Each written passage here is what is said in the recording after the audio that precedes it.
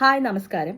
ലിജു നാരങ്ങാപുറത്തിന്റെ ആദ്യത്തെ നോവൽ, അതും രാഷ്ട്രീയ കൊലപാതകത്തെ ആസ്പദമാക്കി രചിച്ച നോവൽ രക്തസാക്ഷി.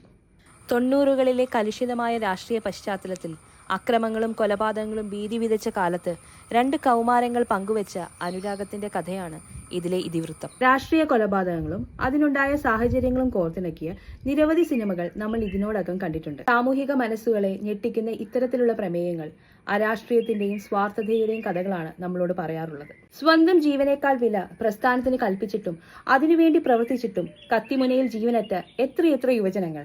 ഇതിലെ മനോജും ഭാസ്കരേട്ടനും ബാലേട്ടനുമെല്ലാം അത്തരത്തിലുള്ള ജനങ്ങളെ റെപ്രസെന്റ് ചെയ്യുന്നവരാണ്.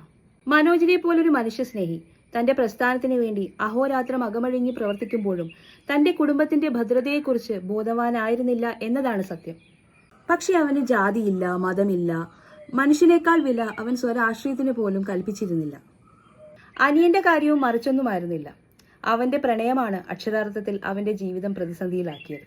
കപട മുഖംമൂടി അണിഞ്ഞ ജയദേവനെ പോലെയുള്ള നേതാക്കന്മാരുണ്ടാകുമ്പോൾ ഇതെല്ലാം ഒരു സാധാരണ കഥ മാത്രം. കേവലം ഒരു കഥയായിട്ട് നിങ്ങൾക്കിത് വായിച്ചു തീർക്കാൻ കഴിയില്ല. വടക്കൻ ഭാഷയും യാഥാർത്ഥ്യങ്ങളും അക്രമങ്ങളും ഭീതിയും പ്രണയവും കലർന്ന തീവ്രവും സൂക്ഷ്മവുമായ ഒരു കൃതിയാണിത്. മാൻകൈൻഡ് പ്രസിദ്ധീകരിച്ച ഈ പുസ്തകത്തിന്റെ വില 380 രൂപയാണ്. ലിജു നാരങ്ങാപുറത്ത് എഴുതിയ രക്തസാക്ഷി.